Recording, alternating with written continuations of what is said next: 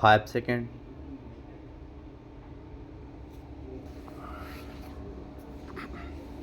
Start. अपराध का प्रसंज्ञान लेकर उसे जरिए समन तलब करने के आदेश दिए गए तथा परिवाद में वर्णित शेष अभियुक्तगण के विरुद्ध प्रसंज्ञान आदेश पारित नहीं किया। अधीनस्थ न्यायालय द्वारा पारित उक्त आदेश के खिलाफ यह निगरानी इस आधार पर प्रस्तुत की गई कि प्रथम सूचना रिपोर्ट एवं श्रीमती श्यामलता एवं जितेंद्र सिंह के बयान के अंतर्गत धारा दंड प्रक्रिया संहिता में मालीराम, लल्लूराम, शंकरलाल, कालूराम, मुन्ना तेली के उनके घर के सामने आने एवं पानी का नल तोड़ने तथा ताला लगाने का तथ्य आया है, लेकिन अधीनस्थ न्यायालय द्वारा उक्त अभियुक्तगण के विरुद्ध अपराध का प्रसंज्ञान नहीं लिया है। अधीनस्थ न्यायालय का आदेश मनमाना एवं पत्रावली पर उपलब्ध तथ्यों के विपरीत होने से निरस्त किए जाने योग्य है, अतः निगरानी स्वीकार की जाकर अधीनस्थ न्यायालय का आदेश अपास्त किया जावे तथा गैर निगरानीकार संख्या 4 के खिलाफ धारा 147, 379 भारतीय दंड संहिता एवं गैर निगरानीकार संख्या 2, 3 व 5 लगायत के विरुद्ध धारा 147, 427 एवं 379 भारतीय दंड संहिता में प्रसंज्ञान लिया जावे। पैरा।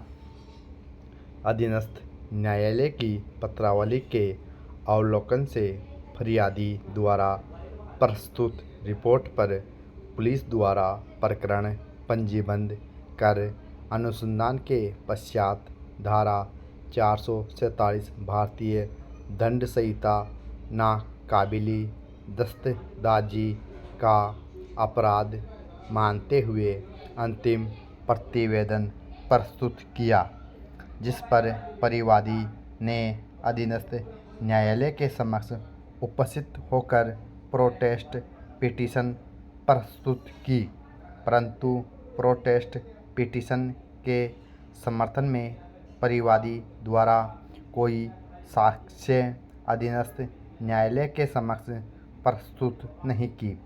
ऐसी स्थिति में पत्रावली पर उपलब्ध साक्ष्यों के आधार पर अधीनस्थ न्यायालय द्वारा गैर निगरानीकार अभियुक्त लल्लूराम के विरुद्ध धारा 447 भारतीय दंड संहिता के अपराध का प्रसंज्ञान लिया गया है।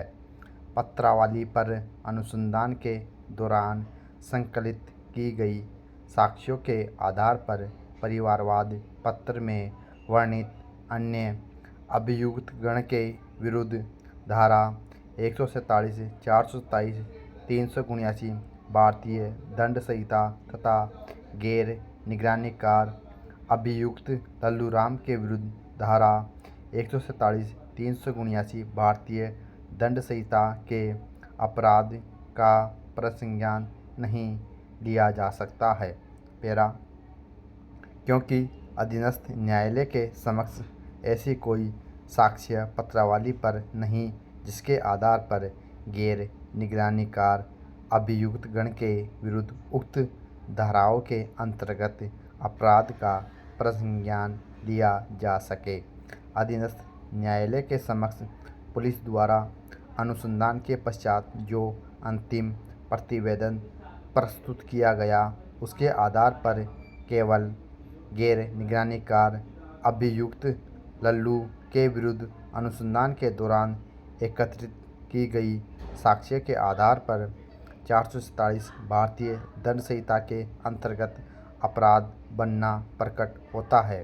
शेष अभियुक्तगण के विरुद्ध प्रथम दृष्टि में कोई अपराध बनना प्रकट नहीं होता तथा अधीनस्थ न्यायालय के द्वारा प्रसंज्ञान आदेश पारित कर कोई विधिक एवं तथ्यात्मक त्रुटि नहीं की गई।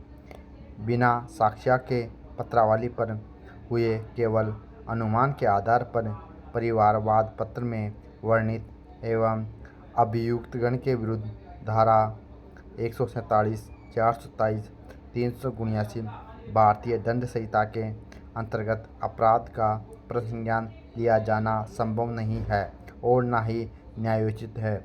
हमारी विनम्र राय में अधीनस्थ न्यायालय के आदेश में हस्तक्षेप का कोई आधार प्रकट नहीं होता।